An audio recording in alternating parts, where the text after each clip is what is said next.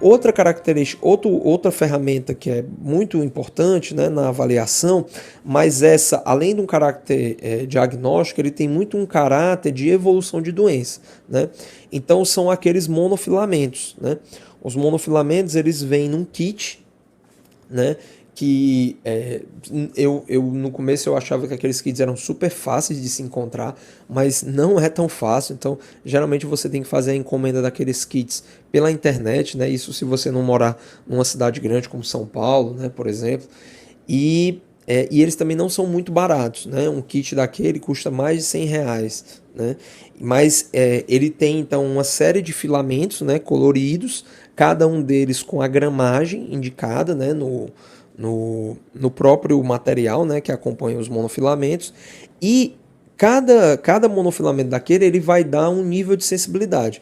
Então, o monofilamento mais fininho, né, ele vai ser na sequência, né, do fininho para o mais grosso, ele vai indicar o nível de perda de sensibilidade que aquela lesão ou aquele ponto, né, porque aí quando o paciente já tem uma lesão crônica da hanseníase, ele perde a sensibilidade às vezes no pé inteiro, né? E aí você tem alguns pontos do pé, né, onde são feitas esses testes de sensibilidade, como por exemplo a parte posterior do hálux, né, a parte posterior do calcâneo. Então nós temos pontos em que a gente vai fazer a checagem dessa sensibilidade e aí você vai utilizando cada um dos monofilamentos de um por um para você ver a partir de qual monofilamento, a partir de qual gramagem o paciente tem a sensibilidade. E aí você faz um registro, né, geralmente nos centros de reabilitação, né, pacientes com hanseníase. Às vezes quem faz essas avaliações são os próprios fisioterapeutas, né, que já vão indicar inclusive exercícios e maneiras de você proteger o seu pé, já que ele está passando por uma perda de sensibilidade devido à hanseníase e que raramente, né, essas perdas de sensibilidade elas têm retorno, né? Quando o paciente tem uma perda aguda, né, durante a fase da doença, então ele pode até ter alguma recuperação durante o tratamento, mas quando ela já é posterior, essa perda já é posterior ao tratamento, então dificilmente você vai conseguir ter uma recuperação dessa sensibilidade. Então pronto, assim, o diagnóstico ele é dessa forma, né? Através dos testes de sensibilidade, aí você vai testar principalmente o teste térmico, né? O dos monofilamentos, ele é um teste que avalia principalmente a questão da pressão, né? A sensibilidade pressórica e, obviamente, o teste álgico, né? Que a sensibilidade álgica é, graças a Deus, a última que é perdida, né? Nesse aspecto. Então dá uma certa dá uma certa garantia de que o paciente vai conseguir manter a proteção daquele órgão, né? Ou então daquela parte do seu corpo, né?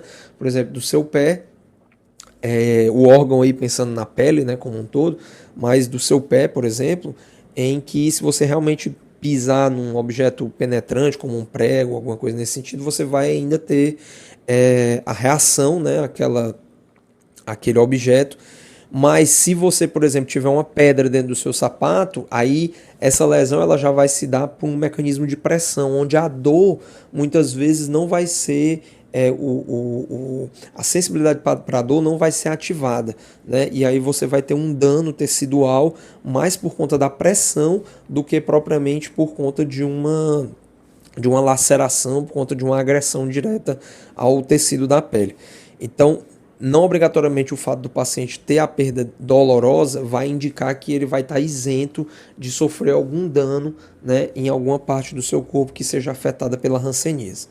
E aí, assim, para concluir, né, o nosso Medcast, é só ressaltar, como eu falei no começo, a questão do tempo, né, de tratamento. Então, o que vai balizar essa questão do tratamento, basicamente, é a questão da baciloscopia, né? Nós ainda temos uma classificação baciloscópica que ela vai nos direcionar em termos de tratamento. Então, dependendo da quantidade de bacilos, né, que é encontrado naquele paciente, né, ou da quantidade de nervos afetados, né, porque às vezes você não tem várias manchas, mas você tem o espessamento de vários componentes nervosos, né? E aí nós temos, dentro de um mapeamento que nós fazemos dos principais nervos acometidos, né? Nós temos uma contagem desses nervos, né? E aí, quando uma quantidade grande de nervos, né, acima acima de 2, 3 nervos estão acometidos, então você já considera que aquele paciente indiretamente possui muitos bacilos causando dano ao seu corpo, né? Bacilos da hanseníase.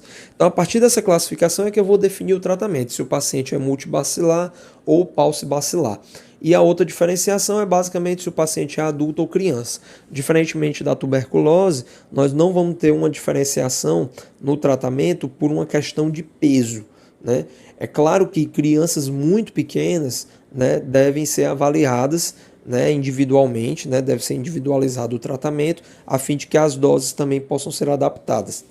Mas, de uma maneira geral, nós temos quatro esquemas de tratamento, né? 2 infantis, paucibacilar e multibacilar, e 2 adultos, paucibacilar e multibacilar também.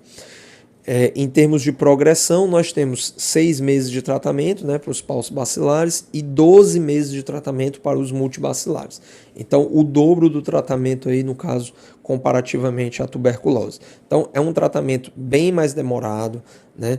É um tratamento que também tem que ser observado a questão das reações, né, nas quais eu não vou comentar aqui nesse Medcast, porque senão ele já vai ficar muito extenso. Mas, dependendo aí do feedback dos amigos aí que estiverem ouvindo o Medcast, a gente pode inclusive até fazer alguns comentários numa outra oportunidade sobre as reações rancênicas, que são praticamente um capítulo à parte, pois, como eu falei durante esse episódio, né, essas reações elas têm muito mais um caráter exclusivamente imunológico do que propriamente um caráter infeccioso, né? Então, elas se devem muito mais. A gente depleta os bacilos, né? Ou seja, os bacilos eles são totalmente erradicados pelo tratamento, mas os resquícios daquele bacilos ou alguns complexos imunobiológicos que foram gerados durante o tratamento pelo contato do bacilo com o indivíduo vão, ao longo do tempo, e às vezes isso pode até durar por anos, né? Vão gerar reações imunológicas, né, no paciente, e que o controle dessas reações é que vai exatamente gerar um outro tipo de tratamento, que é o tratamento das reações. E aí já parte para um esquema de tratamento com base com o uso de corticosteroides, com imunomoduladores, né, como a talidomida, por exemplo, e que realmente já é um capítulo à parte. Tá certo, pessoal? Então, eu gostaria de agradecer aí a todos que estão escutando, né, os nossos Medcasts, né? Decidimos, né, reiniciar aqui com casos clínicos, né, com temas clínicos, né? Fizemos uma pequena amostra aí de outros temas, né?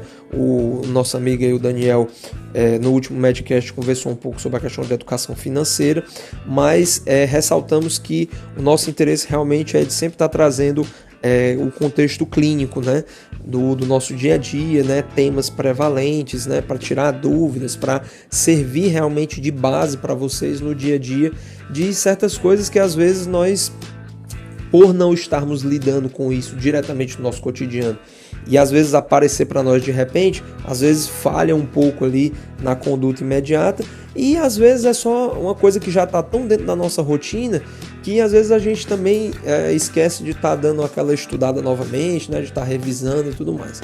Então o interesse nosso realmente é esse, né, manter os nossos ouvintes bem atualizados e ao mesmo tempo convidá-los para conhecer mais, né, do nosso grupo, do Profissão Médica Class, dentro do nosso blog, né, dentro da nossa plataforma de educação e dos muitos outros meios de comunicação que nós temos disponíveis aí para estar junto com vocês.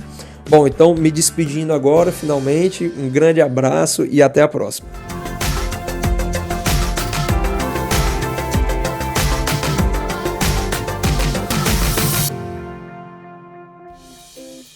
E aí, Medcaster? Espero que você tenha gostado de mais este episódio. Agora, entra lá no nosso blog, profissionmedica.com.br/blog. Lá você tem a possibilidade de entrar na nossa lista de e-mails. Quem faz parte da nossa lista de e-mails recebe conteúdo adicional, web aulas, conteúdos em textos e e-books. Forte abraço e a gente se encontra lá no blog.